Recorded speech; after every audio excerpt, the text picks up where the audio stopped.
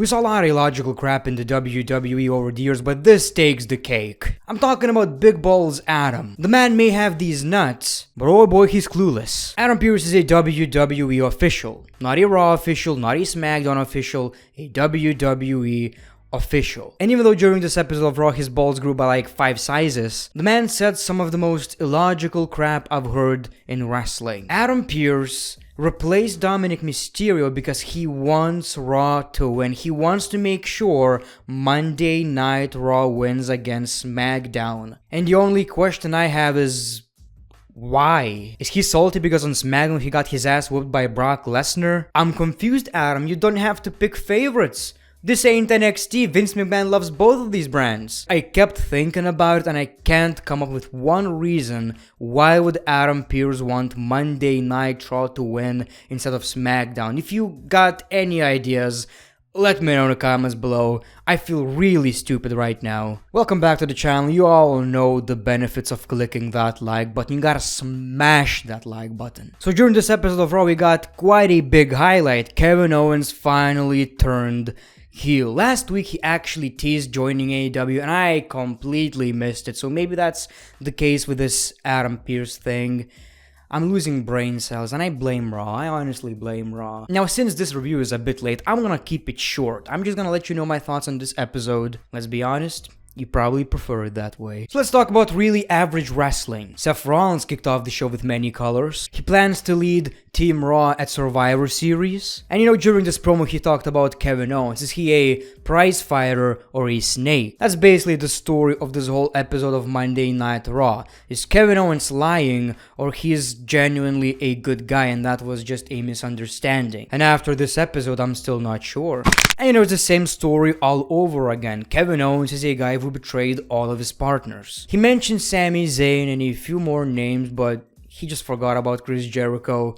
Yeah, probably just an honest mistake. Owens marches to the ring and attacks Seth Rollins. Owens went for the apron powerbomb, but Rollins got away. If I'm being honest, I don't blame Kevin Owens. Maybe it was an honest mistake, but after this Raw, he just changed his mind. I mean, he talked to R-Truth. He believes in Kevin Owens. He also believes in Bigfoot, and he believes the Earth is flat but round in places. Okay, he talked to Big E. Big E doesn't care. He talked to Rey Mysterio, his hero. Owens, I don't give a shit. I'm preparing for a match. But I'm a big fan. Yeah, whatever. I believe in you. Boyaka. I mean, just give this guy a break. He didn't do anything wrong. He just, saw an opportunity and he took it. Orton says there's no reason to pick a fight with giants. Riddle talks about teaming up with the Street Profits. Randy says, I don't care about Street Profits.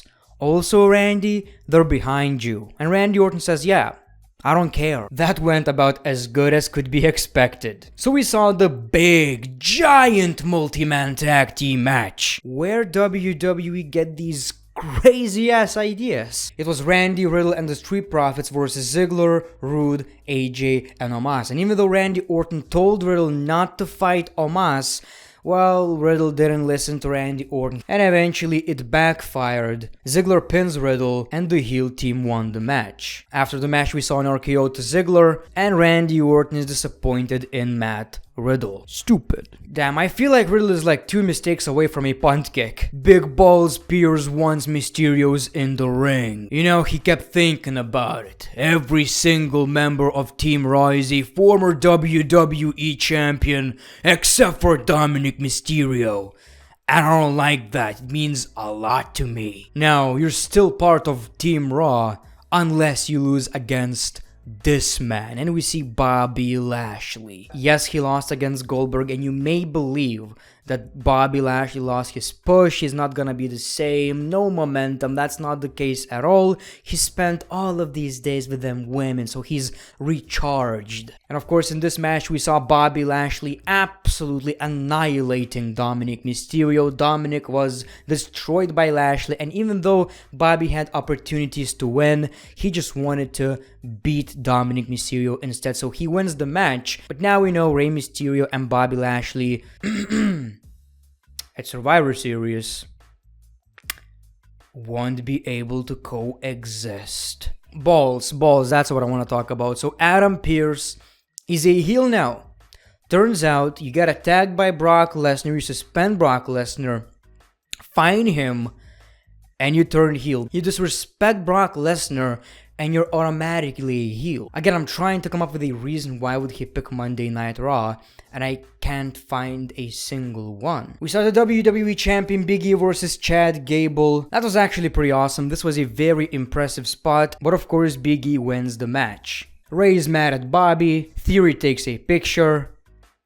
Not booyaka. We saw the 24/7 Championship title match, Drake Maverick versus Reggie. That was actually pretty entertaining. We saw a bunch of 24/7 Championship enthusiasts, and Drake Maverick takes the W. Then Akira Tozawa takes the belt. Corey Graves became the 24/7 champion, and even Byron Saxton. Then Drake Maverick takes the belt, and then Reggie takes the belt. That's pretty much what WCW did with their World Heavyweight Championship. That was actually pretty fun. You know, I did not expect Corey Graves or Byron Saxton to win a championship, so you know, a bit of a shock factor. I didn't mind it one bit. So a fatal 5-way #1 contenders match for the Raw Women's Championship. Carmella, Zelina Vega, Liv Morgan, Belair, and Rhea Ripley. Now, even though it seemed obvious that Bianca Belair is going to win this match, but it was actually Liv Morgan who stole the W. They do have some history, I guess. I seen something on Twitter, Becky Lynch saying, "You always say to keep looking. I look, but you're lying. I see nothing." So it's personal.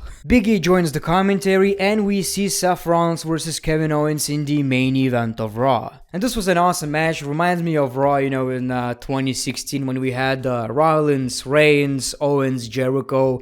You know, even though not the best era of Raw, but I kinda miss it. That was actually pretty fun to watch, and you know, it was a nice match. Kevin Owens and Seth Rollins are two of the best performers in the WWE, so that's exactly what you would expect. Now, Owens couldn't make it back into the ring because he, you know, got distracted by Big E, and Seth Rollins won the match. Owens looks disappointed, and then just snaps. My man had enough. Rey Mysterio doesn't believe in Kevin Owens, and if Rey Mysterio doesn't believe in Kevin Owens, what's the point anymore? It's one of these attacks where it's obvious that Kevin Owens just turned heel. Next week he can say, well, you know, I kinda overreacted a little bit, you know, sorry. He kept attacking an injured Big E, powerbomb to the apron, and you know, he just kept coming back and beating the shit out of Big E. So Kevin Owens is a heel now, that's great. He definitely needed some kind of a change because, you know, even though he's great, there's nothing left for the man to do.